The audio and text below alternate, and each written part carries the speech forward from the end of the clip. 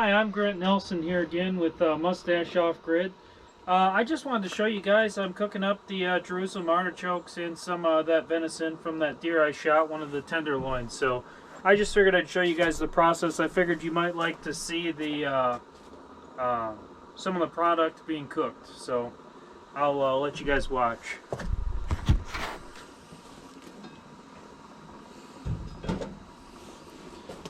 Here's a piece of the tenderloin. You can see it's a little bit dry. Gets dried out when you're hanging them like that, especially outside. I usually cut this white, guess they call it a membrane off, and I kind of peel that off. And I actually do cook that up, just kind of munch on it. It's kind of nothing special. It's a lot like to me, I feel like it's kind of like the skin on a ham almost. Not quite as good as a ham. They actually process the pigs with the skin on, usually because of the way the skin is, but I don't mind this stuff. I like it, and I usually just peel it off. It's kind of chewy, like I said, and then I usually cut this tenderloin. You can cut it a lot of different ways, but a little gristle right here on the tenderloin I can see. And I pretty much cook all that stuff up. Anything that I don't eat, I just give to Bailey. So as far as meat goes.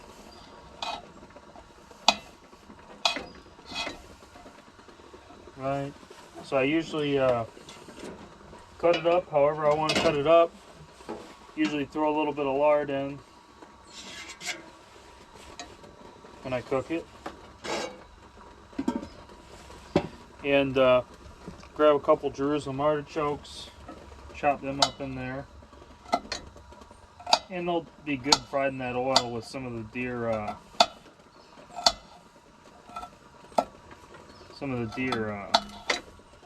juices and stuff. Alright. And I've got some coffee boiling too. You might be able to see that off to the side there. Another thing I was going to say, these Jerusalem artichokes are kind of almost like a water chestnut. If I had to describe them in a way. I said they were like a radish earlier, but I think water chestnut is a little better comparison, truthfully.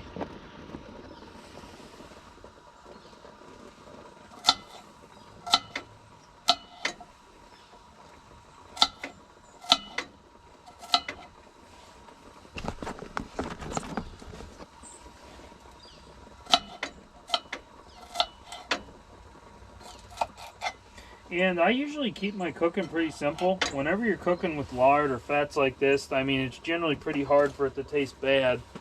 What I do, let's see, where did I set the lighter? Right here. Okay, hiding there. So, start it up. I usually throw a little garlic salt on it.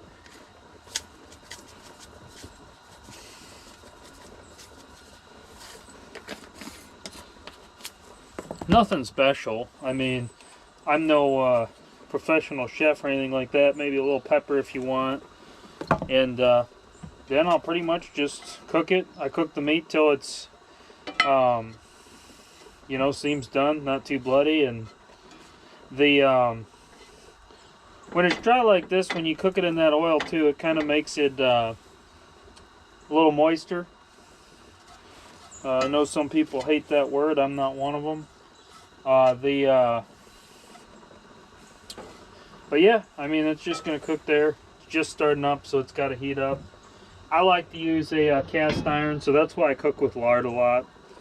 Just my favorite way to cook, cast iron, lard. I don't cook over the fire as much as I used to. I still do quite a bit. But the first year I was out here, I cooked over the fire for the whole year. So I learned a lot about fire cooking, and I'll probably make some videos on that in the future. But cast iron's perfect for the fire because some of the other pans and pots and things like that tend to wear down on the fire. Another thing, like you'll see these metal pots I use, very handy to have off grid to boil water. to cook in, to make stews in. They're just very a handy style of pot. I boil my traps in one of them for fur trapping. Just a lot of uses. It's just a good thing to have around. I have about 4 of them. You know, you can get them cheap at Dollar Tree. I think they're like $10. At Walmart, I think they were like 20. They got a nice lid on them. You can make tea in them. You can boil. Do a lot of things with. I mean, as far as it goes, they're just a good thing to have on the homestead. I like to have a few on hand.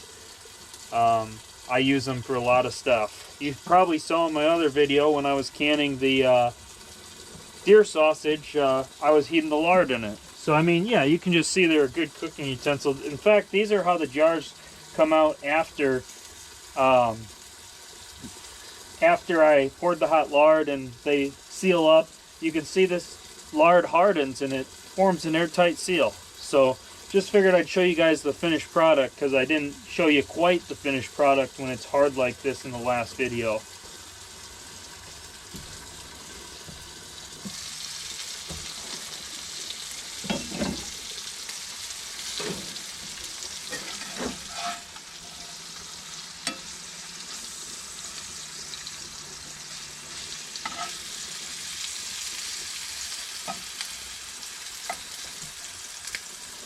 And it actually looks pretty good, smells pretty good. Usually, I've been eating venison pretty much breakfast, lunch, and dinner just because that's what I have a lot of. And it's one of the healthier meats for you. Very lean. You can see it cooking up there. Garlic, salt, pepper.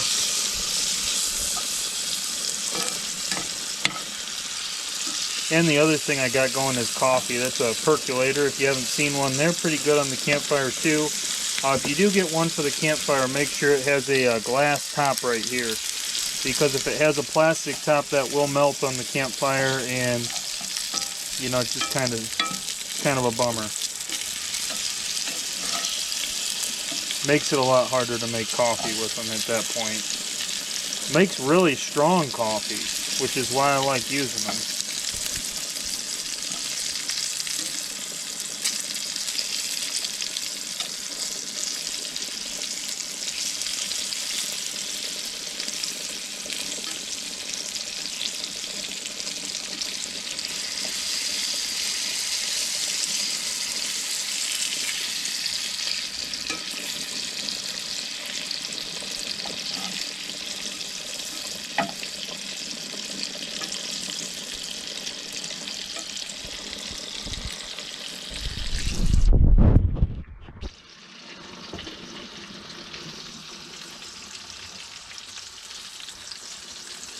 What's up, Bailey? Are you in the video? Come out here. Come out here. We'll give him some background video. Come here. Sit. Sit. Sit. Sit down. Sit, Bailey. Sit. Come on. You're not being obedient. Sit. Hey, sit. Sit. Come on. Sit. Sit. Sit. Oh, funny guy. You're lucky. You're lucky. Don't try it again. Yeah, I just brought him up north for Thanksgiving, and there were some other dogs up there that he was liking playing with, so sometimes he's a lot more obedient. I think he's a little nervous on film, because usually he listens when I tell him to sit, but he's pretty mean, actually. I got him in Arizona. He was free. They gave me him for free because he likes to bite people and he's very aggressive.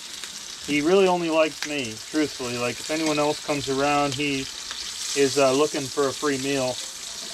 Kind of like I go out and hunt a deer, he's looking for people's ankles. And coming out here, I got the meanest one I could find because, truthfully, I just was a little nervous. I didn't know how people were going to be. I've always been a country guy, but at the same time, I had never been in Missouri, so I didn't know how people were going to be out here, and truthfully, everyone was super nice. I go to church with a lot of the people, a lot of my neighbors, and I was just blessed. I really feel the Lord led me right to this spot and area, and I can't give him enough praise for that. And Bailey's been a lot more well behaved ever since I got him, really. Truthfully, he's been a lot better. He has bit every single person in my family, though. My brother, my sister, my mom, my dad. Bit everyone. But he was a lot better when I brought him up there this time. So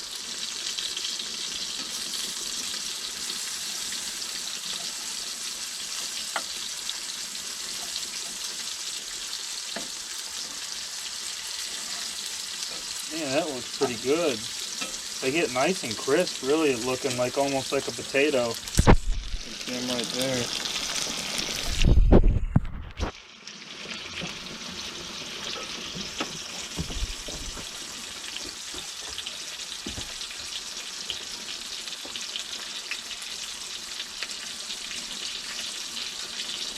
Now, as far as wild game goes, you know, if you're concerned with it, like I got it hanging out there in the barn, you just cook it well done. You know, make sure you're killing any bacteria, things like that. I'm not really concerned, but I'm not going to cook it too well done. But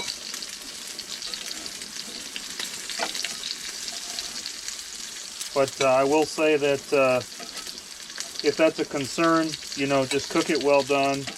Especially in hot oil like this, it helps kill a lot of the bacteria or anything, if there is any. It's really just like aging a steak, you know, when you hang it like that out there. In a way, it's like aging a steak. Probably not quite as good. Truthfully, I think they're done. Let them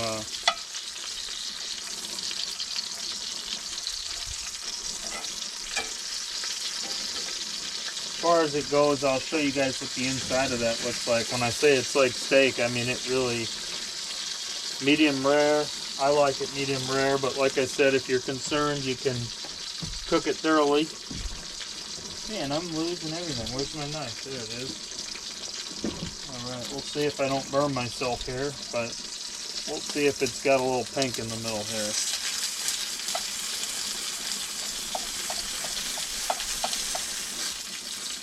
Yeah, that's definitely not done. I thought it was. It's definitely not. Way too red.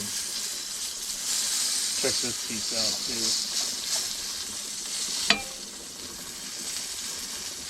too. Yeah, way too red. I need a little more.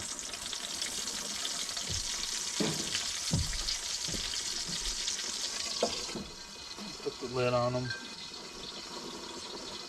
Yeah, the percolators, one thing about them is they do take quite a long time to get the coffee to come up here. You can see sometimes if you tap them, it'll start. There we go.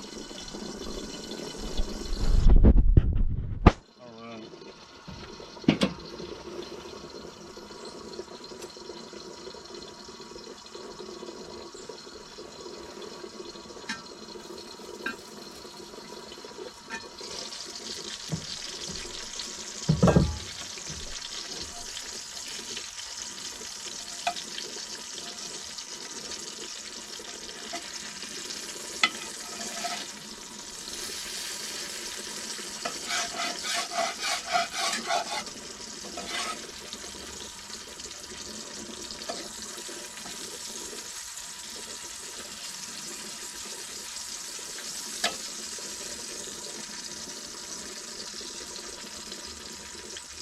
Oh well, I think that's done enough for me. I like my meat a little bit rare anyway.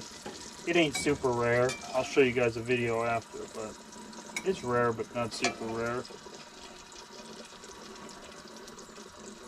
Must already shut that off, that's alright.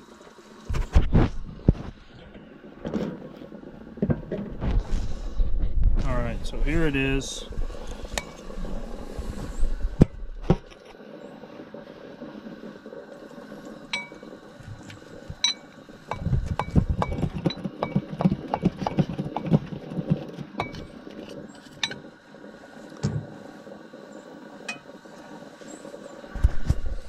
You can see what the inside looks like, just a little bit pink.